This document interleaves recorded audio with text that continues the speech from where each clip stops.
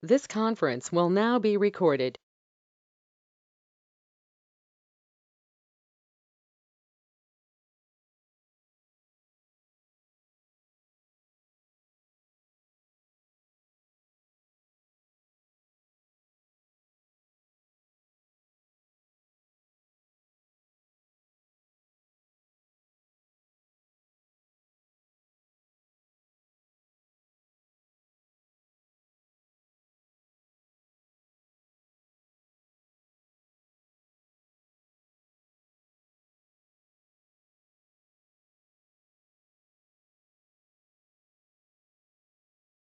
Just want to check if you guys are able to hear me.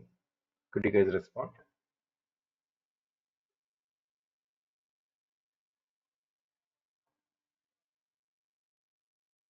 Hello.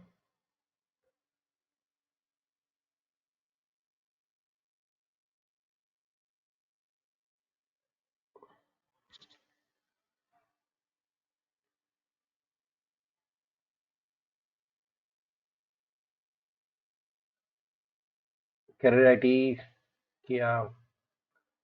Are you guys able to hear me? Kiran,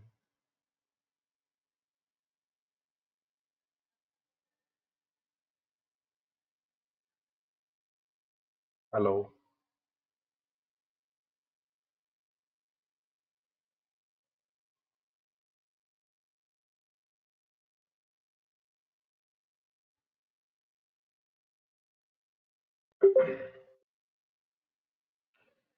Are you guys able to hear me? Can someone respond, please? Yes. Okay, thank you. All right, so let me start today's session. We'll do a session on practical data science.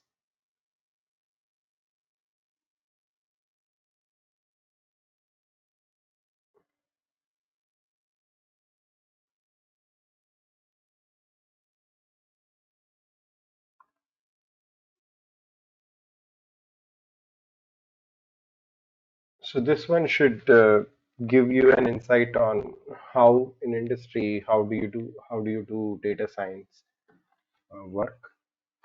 What are the major areas which are covered in data science, and how the industry is going forward in using data science. So before that, just let me introduce myself. My name is Sitaram, and I have close to 17 years of experience in IT. And for the past 5 years, I've been associated with Career IT for doing data science and big data related trainings. I myself lead a machine learning engineering team in a big organization. And I also do a lot of trainings, and I'm passionate about training, giving more realistic content to the participants. So that's the reason I'm here. So from educational standpoint, I have masters from BITS Pilani and pursuing my PhD in Triple IT Hyderabad. So that's a brief about me. You will know about me in more detail later. So today's session is more to understand about how do we do practical data science in the industry, what are the major components which are involved, and how do we go about it. So this is kind of a demo session. We are conducting few demo sessions for different participants, and then once we conclude all the demo sessions, we will try to start the batch as soon as possible. Right. So So the first point which I wanted to make is imagine a company, say a retail company.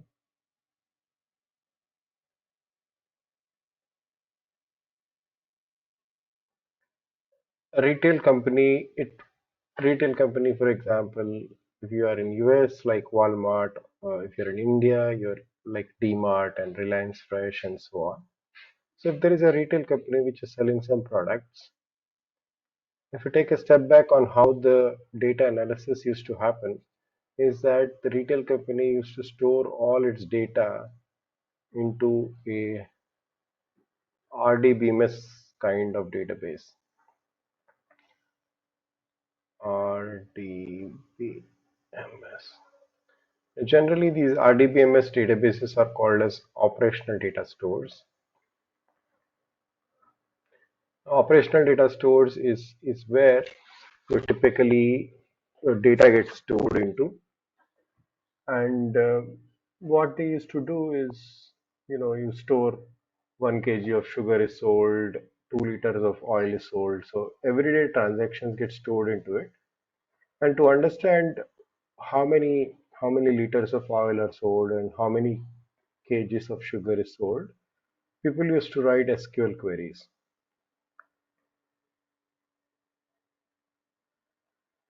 Now, SQL queries are typical queries which are fired on these RDBMS databases. These databases can be MySQL, PostgreSQL, or any kind of databases. So people used to run these SQL queries, and then on that they used to get this kind of information. SQL queries are good, but what happened is if your front-end systems are doing transactions and then there are backend queries which are running on the same table, what they used to do is they try to slow down the performance of the front-end systems. So the retail company, cashiers and people who are utilizing the transactions, they see that there is a lot of slowdown. That was identified, and what was done is instead of running these SQL queries during the business hours, so generally if you take the business hours will be 9 to 5. Imagine these are the business hours. Between business hours, instead of running the SQL queries, people started running these SQL queries in off business hours. So that's where the concept of nightly jobs came into picture. Nightly jobs.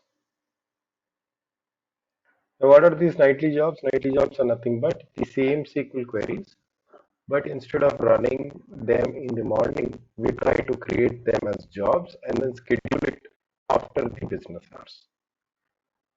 So these jobs used to run on the tables and used to create analytical answers like how many kgs of rice was sold, how many kgs of sugar was sold, things like that, and then can give the reports in whatever. Now, this nightly jobs brand, they are very popular in many years till the early 2000, 2010-ish time frame. During that time, what happened is there are two things came into picture. First one was the internet revolution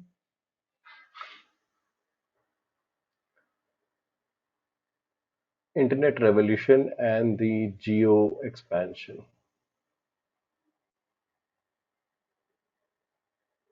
So because of these two major factors, what happened is because of the internet revolution, these companies are no longer physical stores. They had to create web application, mobile apps, so that they can go online and then people can do shopping online.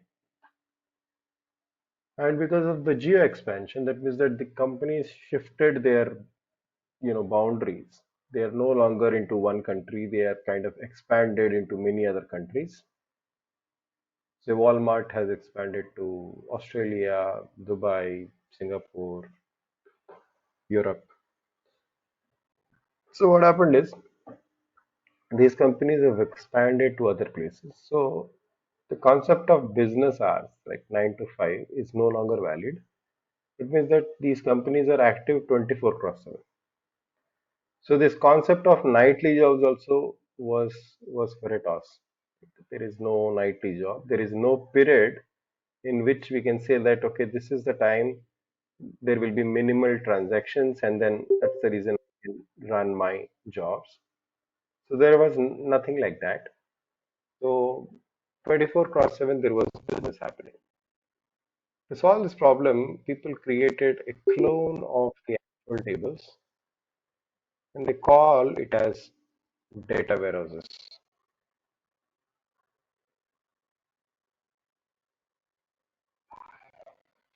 That's when the concept of data warehouses came into picture. Data warehouses are nothing but a clone of actual tables or kind of a extraction of tables. Now, do I extract every information from the source tables, or do I do some kind of transformation? Do I do some kind of munging? Is a questionable thing, but the concept wise, it is trying to decouple the front end tables and the back end stores. So that's when the this dumping came into picture. So the front end tables, which are the operational stores, dumped the data into the warehousing. Now, the warehousing tables are purely a replica of the front end tables, and then they just do data transformation and other kind of things. So that's how the dumping happened. Once the data dumping happened, there are two advantages. First is that we are decoupling. So the decoupling happened, and the other thing is that we have abilities to store data in a for a historical period as well. That means that the older data can also be stored. Now I can store data of last year. I can store data of like 5 years back, and I could do a lot of older transactions.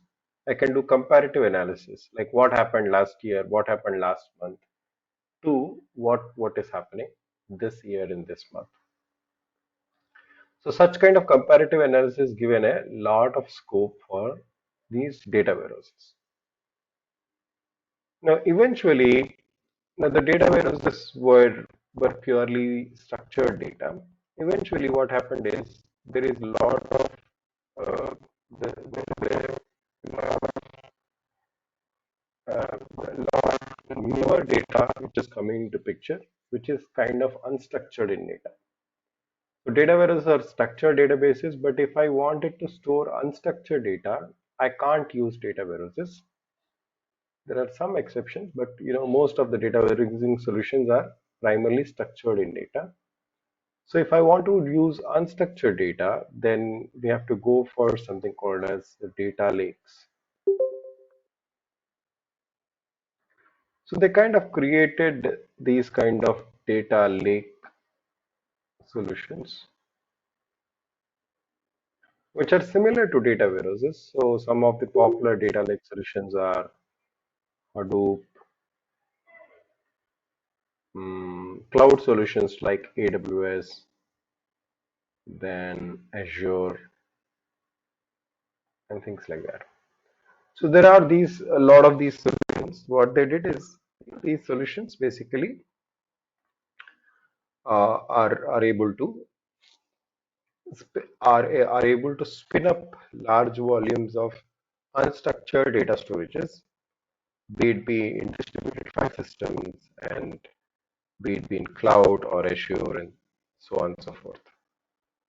So what are the data sources which are coming into this kind of unstructured storages?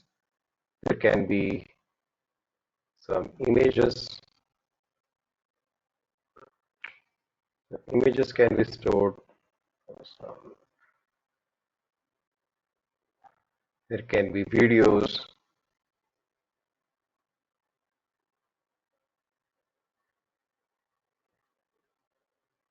and there can be some log data.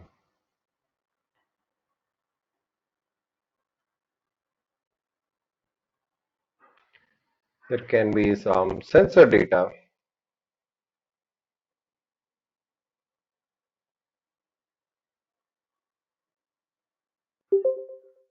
So because of IoT and other things, there can be a lot of these kind of different data sources. There can be textual data, maybe some records.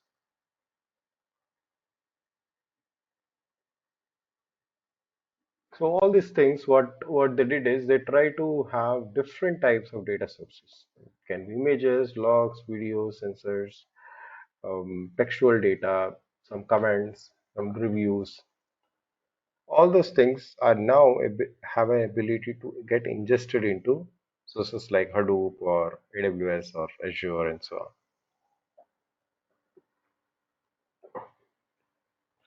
Now, this part of the work falls under something called as data engineering.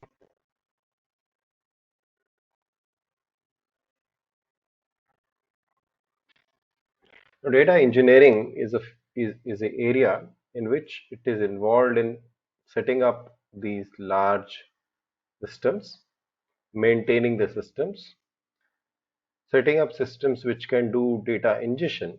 So as you see, there's a lot of ingestion happening. You need to create systems which can do data ingestion, images, videos, logs, sensors, text, and all that stuff. And once the ingestion is done, then you also have to do some kind of data transformation. So a little bit of data transformations will also be part of data engineering, right? Once the data is ingested, the first step which is done is called as exploratory data analysis.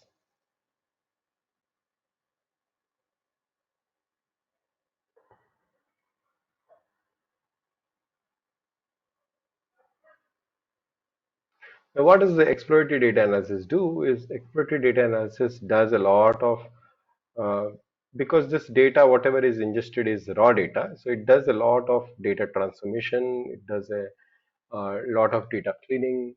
It tries to do visualization of data to understand what are the key components, what are the key features. So there is a lot of uh, prep work which is happening in this phase, in which we try to understand which data is good, which data is bad, what data should I take to do my data consumption, and so on. So all that stuff happens at this phase, and then outcome of your exploratory data analysis gets stored into something called as feature marts or feature stores. Feature mart or stores. Now, the what are feature marts and what are feature stores? Feature marts or feature stores are nothing but they are the outcome of the data transformation. They are the outcome of the data analysis. These are the features. Features are nothing but columns of your data, which are very, very good for doing some kind of predictions. Those features, because if I want to do the same data transformation again and again, it takes a lot of time. So instead of spending that effort, what people have done is they will do the data storages in these marts. Now the marts will also be having association with some metadata layers and all that stuff, but these feature marts will do the storages of features, so we can reuse those features at a different point in time. Once the features are completed, the next step, or we can also do this in parallel, is called as modeling. Now, what is modeling? Modeling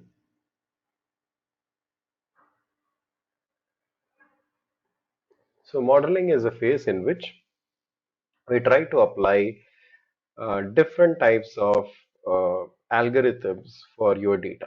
So you have your data, you did the exploration, you did the data cleaning, and then what you do is you apply your different models. It can be your decision tree models, classification models, regression models, supervised, unsupervised, neural networks.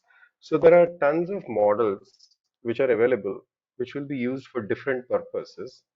So those models will be applied on the data, and outcome of the models is basically the predictions. So you will do predictions on your models.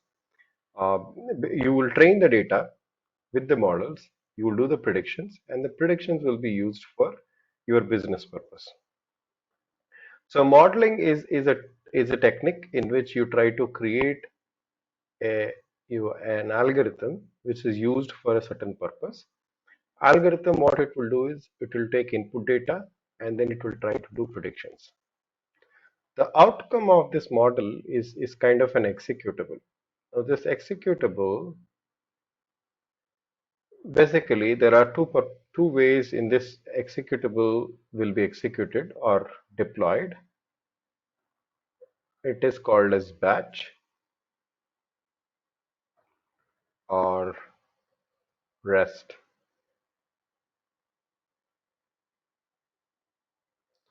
So batch-based deployments and REST-based deployments. So you do something called as deployments,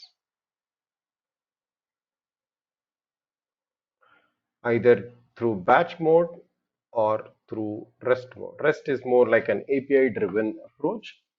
Batch mode is you try to construct a batch job, which basically takes the data, do the training, and then output of the batch job, which basically would be a model, which can be stored in some kind of a cloud. Say this is AWS cloud or some kind of a repository. Typically, will be repositories like Nexus or JFrog. These repositories will be used for storing your model. So your model can be stored in these repositories. In fact, you can also construct an API using the REST endpoint, and this API will be used for serving your models. Now, what does this API serving? So we could use things like Jenkins here for scheduling the jobs. You could use Flask or Docker. You can use Django. I'm just trying to write what all possible things we will use for making it as a REST API. Now, what does this REST API do? Imagine a web application of a bank, say ICICI Bank or something. I'm just trying to take an example. So imagine a web application where you wanted to create an AI application which can predict eligibility for loans. So you'll have an application ICICI. So you have some information. So you have to fill certain form with your age, with your salary, bank balance, and then finally there will be a submit button. So you click on the submit button. The submit button will be invoking an API. This is a two-way API. What it will do is it will bring you all the information of the user. With that information, it will invoke this API, which will do the prediction for the loan application. So it will give the age, it will give the salary, bank balance, everything. And for the given information, it will predict whether the person is eligible for loan or not. If the person is eligible, then you return back information saying that congratulations, the person is eligible and this much is the loan amount. So that will be shown on a different screen. The second screen, you might get a congratulations, you are eligible for so and so loan amount and so on. So this is how the invocation happens. So there are APIs which will create. API's purpose will be like you create an interface where it can accept input output information and send that information to the model which was trained in a modeling step, and then I can use that APIs for doing some kind of external things.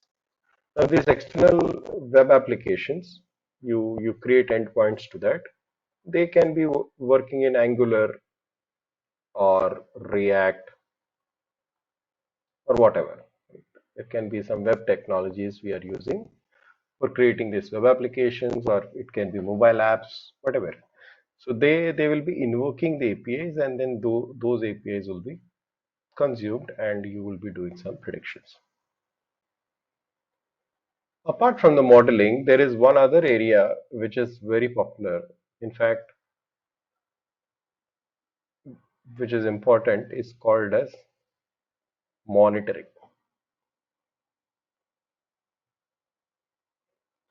So monitoring is a technique in which you try to monitor what is happening during the training time, and also there will be linkages during the prediction time. So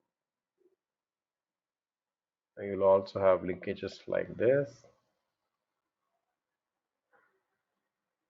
Basically, what you do is you try to do monitor of the job.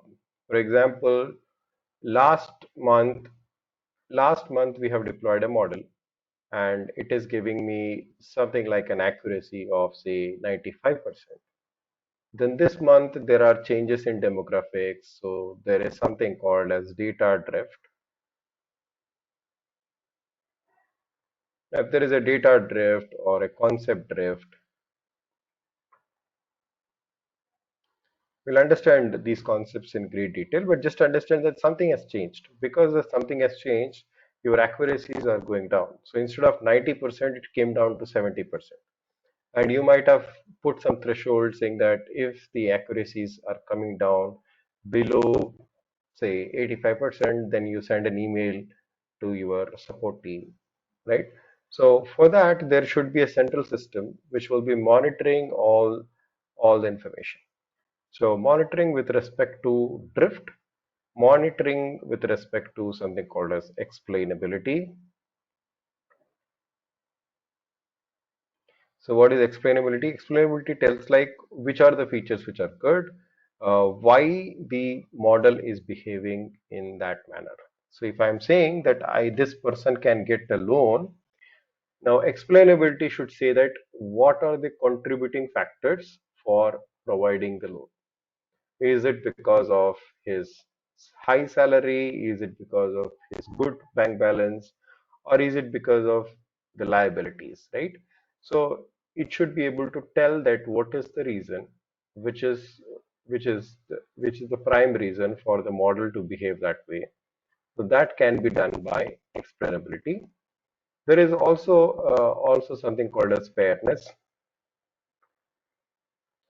The fairness also is an indicator which is calculated during the monitoring. Fairness tells that whether the model is performing without any bias. So it does not have bias with respect to gender or demographics or any other kind of social status and so on. For example, I'm providing a loan. Is the loan amount same for a male or a female, right? Or is there any bias, right? So is it like male getting more loan amount than female? Typically, there shouldn't be any such kind of bias, but based those things will be evaluated in the fairness. There are indicators which basically evaluate fairness. Um, so equal opportunity kind of indicators are there. So based on those indicators, we'll know like how much bias is being induced in the models which were trained by the system, right? So this is involving multiple things. Apart from this, we will also use, for example, you also do some kind of visualization tools.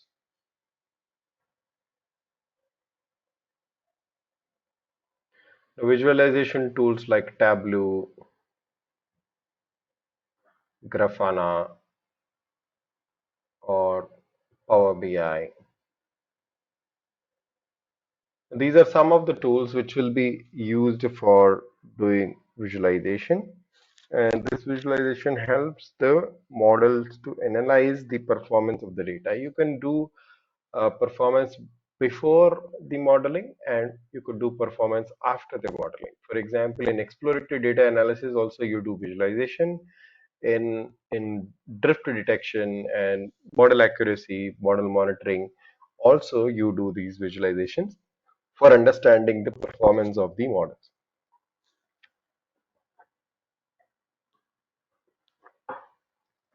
Okay, so overall, these are the areas which are covered. So today's today's session was more about understanding the practical sense of data science to connect a couple of dots. I just want to give a pause and ask if you guys have any questions.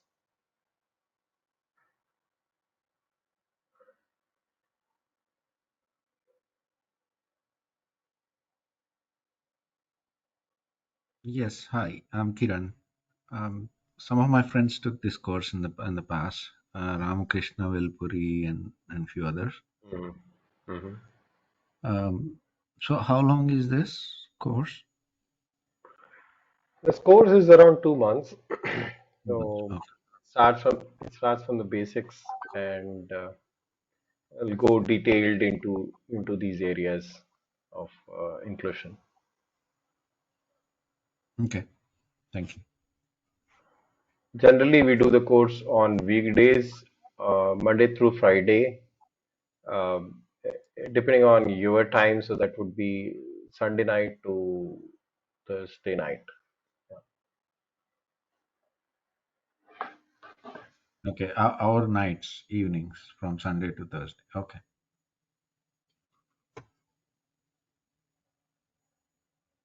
Yes. And what times? Timings have to be decided, but basically, once we have the cohort, people will identify the best suitable time and then will let you guys know. But generally, it will be my time. I'm in India, so it will be from 6 to 7 a.m. generally, or 7 to 8 a.m. Preferably 6 to 7 a.m., 7 to 8 a.m. So these are the times. So depending upon the time zone you are in, we have to convert that. I'm in for Pacific. Pacific would be again 6 p.m. I guess then, 6 p.m. or Yeah, 7 p.m. your 6:30 a.m. is our 6 p.m. Yeah, yeah. So either ideally 5:30 or 6:30 time. That Oh, should be the start time of the class. okay.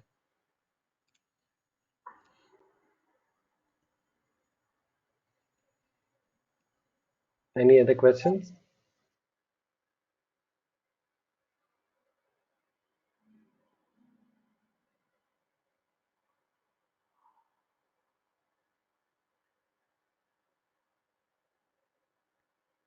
Okay. So if you don't have any questions, I think we can close the demo. We'll continue doing some more sessions like this to get some clarity on what are the topics and the basics of it. Once we have the cohort, we will start the batch.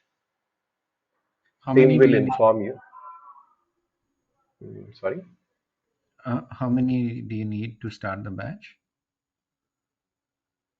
Uh, Generally, our batch would be around 5 people minimum, right?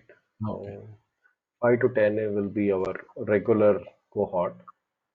So 5 people is what we'll have.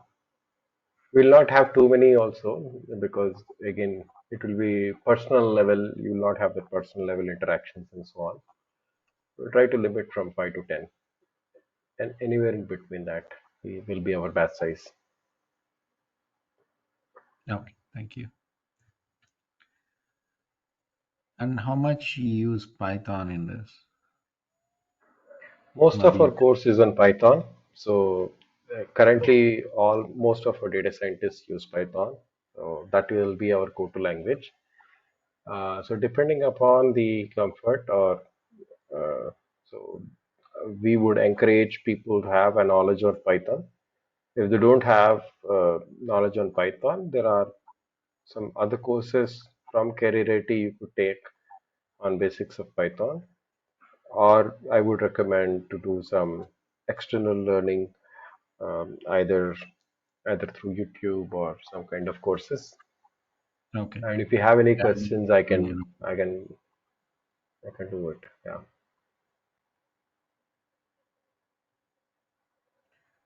and what's the age limit in this for this? Like, May you are saying people who are uh, learning. yeah, yeah, like, I mean, how early can you start on this? Like, or high school I kids have to join? A high school kid can join. Um, Ramakrishna's kid was there in one of our batch, you know. Yeah, But to experiment, right? This is more, but the course is more geared towards professionals. okay. So I will be talking about more of work-related things. Probably that would be a little overkill for kids, Yeah, yeah, but certainly an understanding that how the world is going, and they will have that understanding. But it depends, right? I would yeah, not say like Maybe fifth, sixth graders will not understand anything. Right. At least they should be in plus two, or maybe entering college, right? That kind of a thing is okay. But anywhere like fifth, sixth graders or like that, they'll not be able to understand what I'm talking. Understand. Um, we are getting into farming, and I have two kids. One is in ninth grade, and another is in eighth grade. And Hmm. we want to learn about ML mostly, and see how Okay. we can use it in agriculture. And we are kind of new. Hmm. Uh, um, I use Power BI, and I'm good in RDBMS stuff, SQLs and stuff, but I never did anything in terms of big data or any data science kind of field. Hmm. And Yeah. we want to learn. And I was hoping that kids can pick up on some Python. Uh, like if there Yeah. is any other course that's geared towards like kids. Yeah. I think the Uh, Python course, the regular Python course, should be a good starter for them. Eventually, they can get into some kind of, if it is agricultural data science, it is more on image computer vision, and that is right. one area where there is a lot of work in that field. So there are focused areas to do. Doesn't need to do an enterprise scaling for such kind of work, but you could do focused machine learning courses, which would give that insights, right? Yeah. Yeah.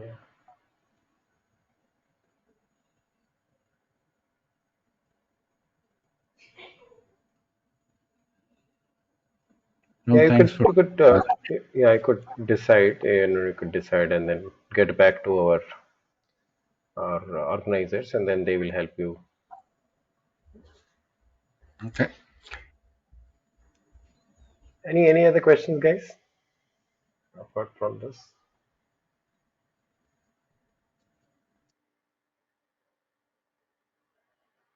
Okay, so then we'll close the class. Talk to you later some other time. Thank you.